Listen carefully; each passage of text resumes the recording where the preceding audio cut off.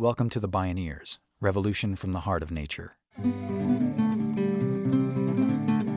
We have to admit that we are in a moment of racial panic, but it is challenging us to shed the self-imposed colorblindness of our movements and engage forcefully in this question: who is an American? What are we to one another?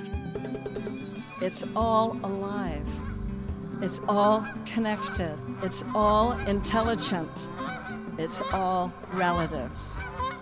We stand at the threshold of a historic opportunity in the human experiment to reimagine how to live on Earth in ways that honor the web of life, each other, and future generations. It's a revolution from the heart of nature and the human heart. In this series, The Bioneers, Revolution from the Heart of Nature, we celebrate social and scientific innovators with breakthrough solutions for restoring people and planet, creating a future environment of hope.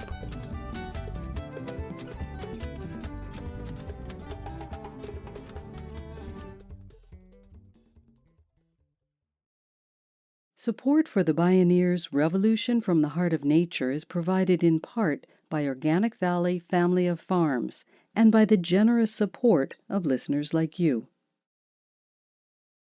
According to census estimates, by around 2044, the U.S. will become a majority-minority nation. 5 states, including California and Texas, already have majority-minority populations. In 2018, more children of color than white children were being born in the U.S. This seismic demographic shift has also triggered a cultural earthquake, provoking a radical spike in hate crimes against the other, whoever that other may be. As dreamer activist Jose Antonio Vargas puts it, this country is only going to get blacker, browner, more Asian, and gayer. Women will break all barriers. A country that has barely dealt with the black and white issue is now getting more complicated with all these othered people.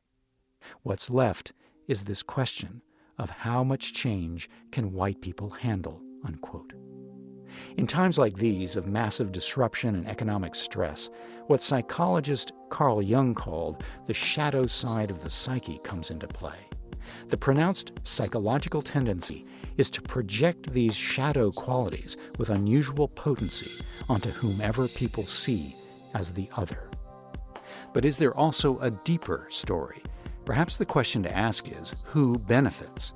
In this half hour, we hear from Heather McGhee of Demos. She sees a direct connection between today's extreme inequality and this peak moment of racial panic and white anxiety. It's not a coincidence. This is Who is an American? Is our democracy as unequal as our economy? I'm Neil Harvey. I'll be your host. Welcome to the Bioneers, Revolution from the Heart of Nature.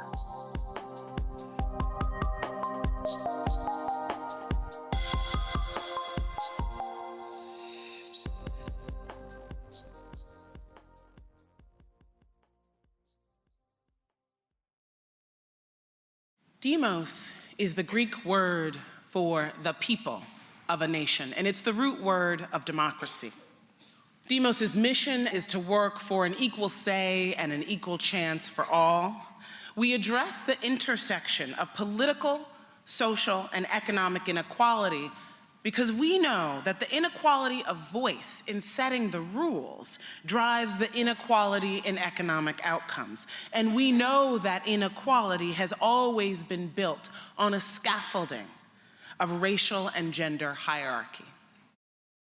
Heather McGhee is a distinguished senior fellow at Demos, a public policy organization that works to reduce political and economic inequality. McGhee and Demos have helped establish landmark consumer protections and contributed to policies that regulate financial institutions. They've successfully promoted pro-democracy reforms such as public financing of elections and same-day and automatic voter registration, initiatives that became law in a dozen states and Washington, D.C. Heather McGhee is encouraged by the advances that progressive movements have made toward achieving equality and equity. But she also believes it's high time that people in the U.S. address the root causes of the extreme inequality that distorts and divides the economy, society, and democracy. Heather McGhee spoke at a Bioneers conference. We have to face the fact that a political movement is in power and has been for the past 40 to 50 years throughout administrations of both parties that is stopping us from seeing one another as a demos, as one people, and stopping us from taking collective action to save our collective home, health, and well-being. We know that today, capitalism is writing the rules for democracy instead of the other way around. We know that these rules allow dozens of the most successful US businesses to spend more on lobbying and CEO bonuses every year than they contribute to their country in taxes. We know that while the rules allow a small sliver of people to amass and keep unprecedented wealth, the rules haven't evolved with the changing times in ways that would have given more families a leg up, like responding to the premium on higher education with more college grants, not fewer, or responding to the necessity of both parents working, or the rise of single parents with guaranteed childcare, or portable real pensions, or a more generous unemployment insurance system in an era of easy layoffs and downsizing. How is it that the feedback loop just isn't working? That life is getting harder for most Americans over the past couple of generations, and our representatives haven't responded? Well, the answer is that what's happened in our democracy is that our democracy has become as unequal as our economy. Over the course of my lifetime, an entire new industry has appeared, that of corporate lobbyists, for which there are now 24 for every member of Congress. The legalized bribery that is big money campaign contributions has increased by over 600% just since I turned 18 to over $2 trillion a year. Members of Congress now spend 1 out of every 3 minutes that they're in office talking to rich people, asking them for money. Combine that with the gerrymandering and a voting system that seemed hardwired to discourage registration and voting, a system that in fact was set up that way during Reconstruction from the Civil War. And after progress with the Voting Rights Act is now getting worse, and you have a system that is democracy in name only. Heather McGhee says it's democracy in name only when people in the lower third of income distribution have little to no impact on the behavior of their elected officials, when policies favored by large majorities of the public are throttled by political elites beholden to big business. How, she asks, has it become socially acceptable for the wealthy to systematically write public policy and evade taxes, while demonizing economic fairness and public solutions to common problems as unfair redistribution to undeserving freeloaders? How? One way is to invoke the shadow side, stoke white anxiety against the other. It has a long and complicated history in the United States. This, I believe, is where the increasing role of unconscious bias comes into our public culture in ways that are eroding opportunity and prosperity for all of us.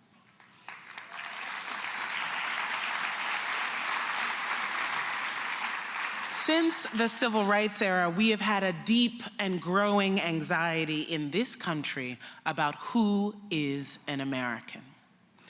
Now, why do I say since the civil rights era? It seems almost counterintuitive. Well, two things happened at once in the mid-1960s. The Civil Rights Act of 1964 finally decreed that the law could not segregate or discriminate based on color, upsetting the social order. And the Immigration Act of 1965 liberalized our immigration laws. Do you know that until 1965, the United States had racial limits on who could legally immigrate into the country? There was a strict limit to the number of Asians and Africans, for example, and even a limit on Southern and Eastern Europeans. The Italians, Poles, and Greeks were considered too ethnic to become citizens. Northern European countries had no limit whatsoever. Think about that. Think about how that shaped immigration. And so when that finally changed in the mid-1960s, the next 50 years saw an amazing transformation in the physical appearance of who is an American. And all of that exponential demographic change really began after the civil rights movement faded. So why does this new diversity matter to a political movement that relies on Americans' feelings about public solutions to common problems, about economic fairness, public investment, taxes, jobs, and collective bargaining? Why does diversity matter?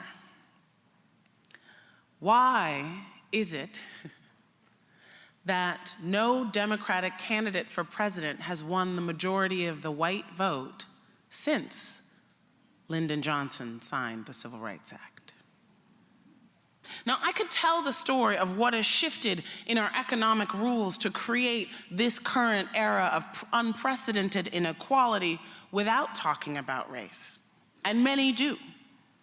But when we acknowledge that government investment is essential to a strong middle class, to prosperity, to the possibility of shaping our economy in the public interest, we have to ask why, since the civil rights era, has the US retreated from the public supports that made our levels of mobility and security the envy of the world?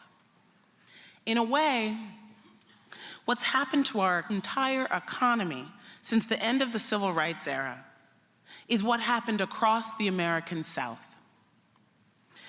After integration, when white towns drained their public swimming pools rather than integrate them, destroying a public good they once enjoyed. For 3 generations now, politicians have stoked white anxiety about who the public is, successfully linking government to undeserving minorities and gaining support among white voters for cutbacks in public spending and regulation, for withdrawal from public solutions and collective bargaining. My friends, we need a we to survive. And that is exactly what racism destroys.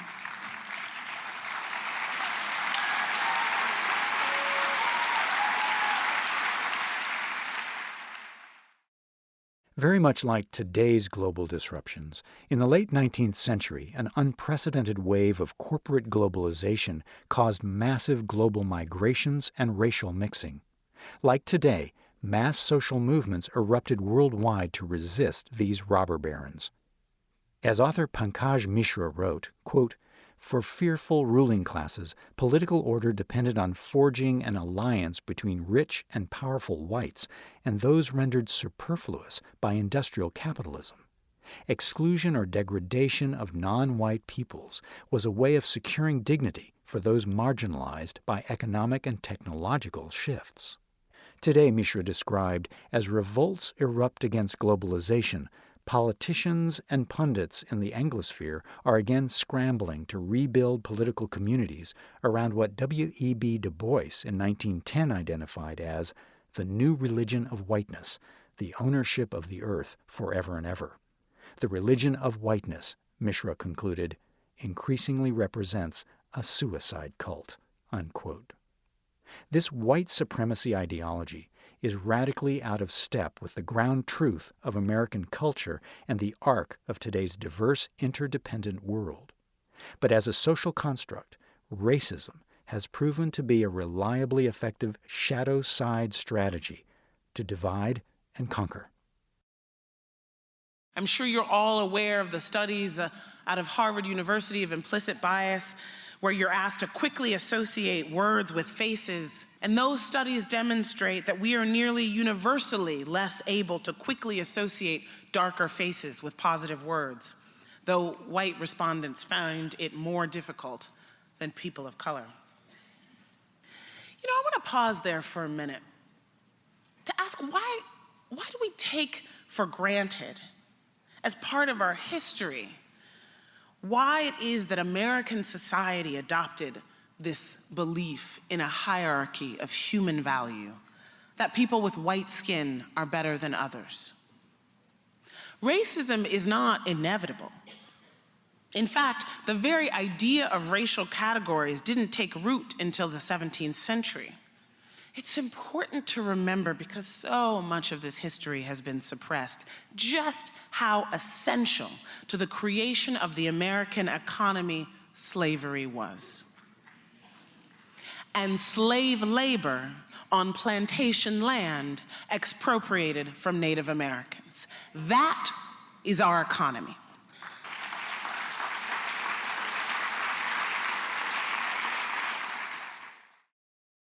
Historically, the invention of whiteness dates back to 1676 in the Virginia colony, which was then a corporation of the British Crown. European indentured servants and African slaves joined forces to rise up against the ruling class.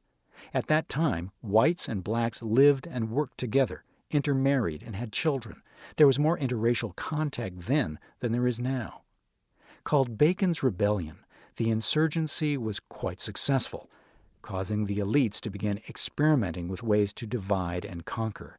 They tried religion, language, and place of origin before they stumbled upon race. They began passing anti-miscegenation laws, and they taught the newly minted whites that their role was to identify with the elites and to police non-whites. They created a new identity that hadn't existed before. Who benefited? Black lives were the original currency of America, says Heather McGhee. By 1860, slave labor produced 80% of the gross national product. At our founding, those in power chose to make American slavery different from other forms, not just indentured labor, but hereditary, inexorable.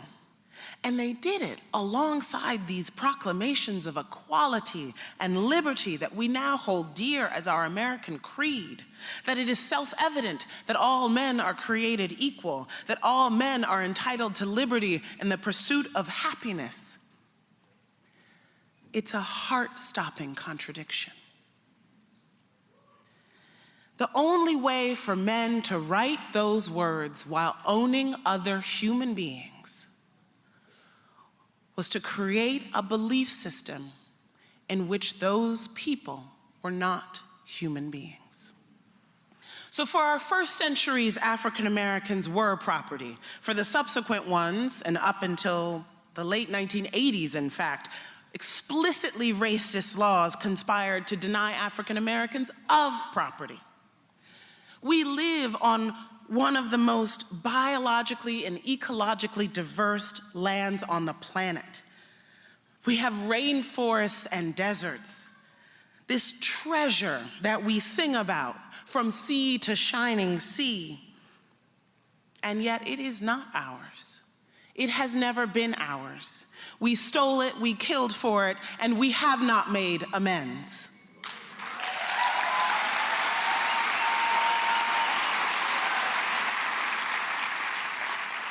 It's hard to admit all of that, to hold all of that, while at the same time holding a vision of we the people and of a country and a population that is worth fighting for and creating solidarity amongst.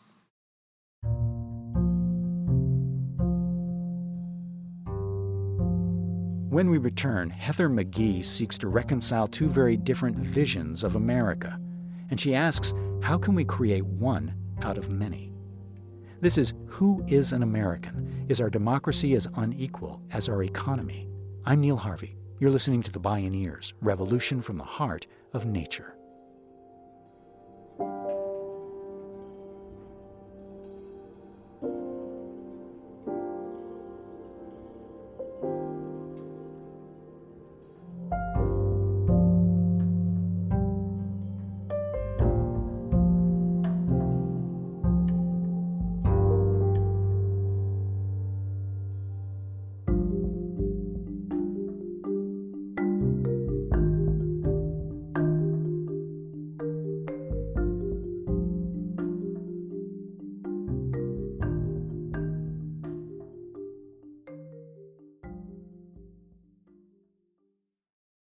To see and hear more from Heather McGhee and other Bioneers, or to subscribe to our podcast, visit Bioneers.org. Heather McGhee believes the first step toward racial reconciliation is to step out of denial. It's not going to paint a pretty picture, but we can't get past it without going through it. You know, we have this myth of American innocence. My friends, why is it not common knowledge to us that when Hitler and his regime looked for a model of a way to create a society where citizenship and humanity was cabined only to whites in every single legal, policy, economic piece of infrastructure, they looked only to us as the model. And yet, I'm an American. And yet, I, the descendants of enslaved peoples, am proud of my fellow people. How do we hold that? Because if we can't hold a vision of an America worth saving, we won't.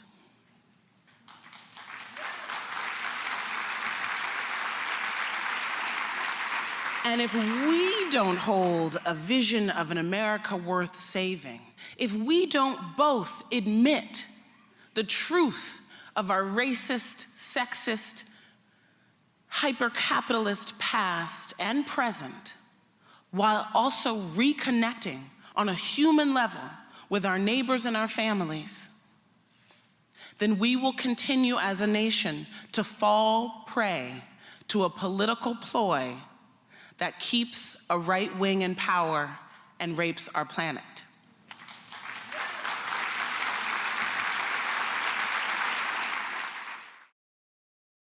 When candidate and then President Donald Trump began stoking racial, religious, and ethnic hatreds and openly embraced white nationalism, his flagrant othering also provoked an overwhelming public resistance. Massive serial protests and movements have rocked the nation, from Black Lives Matter to the renewed movements for women's rights, citizenship for dreamers, immigrant rights, labor rights, and the denouncing of Islamophobia and anti-Semitism.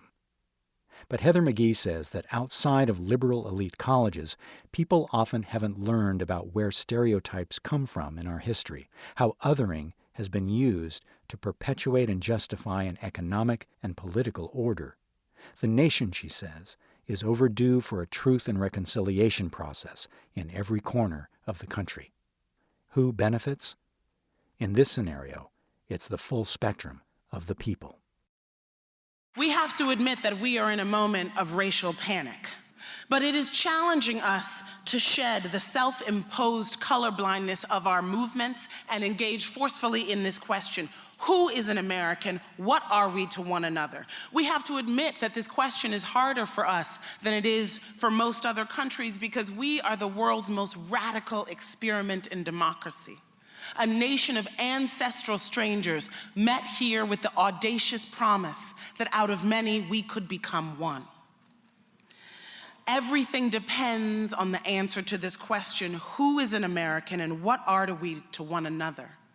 Politics right now is offering two visions of why all of the peoples of the world have met here on this land. One, in which we are nothing more than competitors, and another, in which perhaps, just perhaps, the proximity of so much difference will finally force us to admit our common humanity.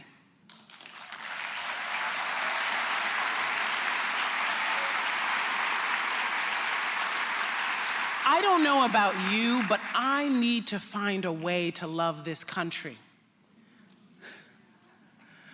And one of the things that helps me do that is because of the beauty of who we are becoming. The fact that by the time I am, goddess willing, nurturing my grandchildren, there will be no racial majority in this country. The fact that here today there is someone in this country claiming citizenship who has a tie to every single community on the globe.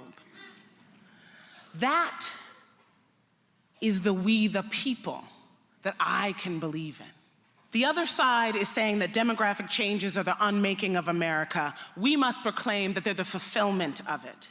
We must declare that what they say is a threat is in fact our country's salvation. For when a nation founded on a belief in racial hierarchy truly rejects that belief, then and only then will we have made a new world. I believe that is our destiny if we have one. To make it manifest, we must challenge ourselves to live our lives in solidarity across color, origin, and class. We must change rules that disrupt the very notion that those who have more money are worth more in our democracy and our economy. In short, we must emerge from this crisis in our republic with a new birth of freedom and make it our task to finally knit together a demos, one people, out of this nation of many. Thank you.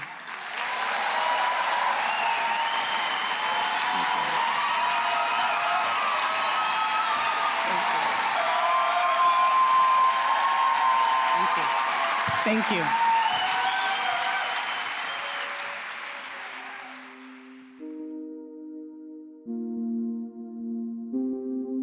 Heather McGhee. Who is an American? Is our democracy as unequal as our economy?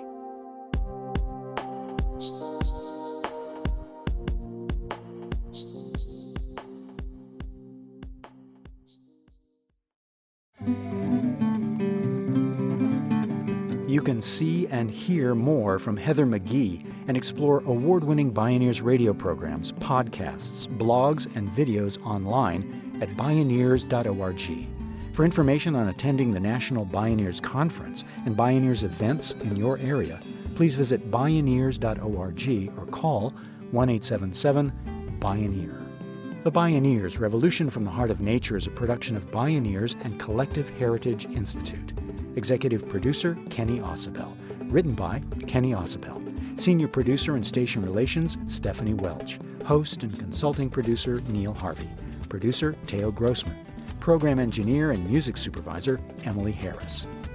Our theme music is co-written by the Baka Forest people of Cameroon and Baka Beyond from the album East to West. All royalties from Baka compositions and performances go to the Baka Forest people through the charity Global Music Exchange. Find out more at globalmusicexchange.org. Additional music was made available by Mind's Eye and Dr. Wrinkle at freemusicarchive.org and by Blue Dot Sessions at www.sessions.blue. The opinions expressed on the Bioneers Revolution from the Heart of Nature are those of the presenters and are not necessarily those of Bioneers and Collective Heritage Institute, the underwriters, or this radio station. My name is Neil Harvey. Thank you for listening. This is program number 1317.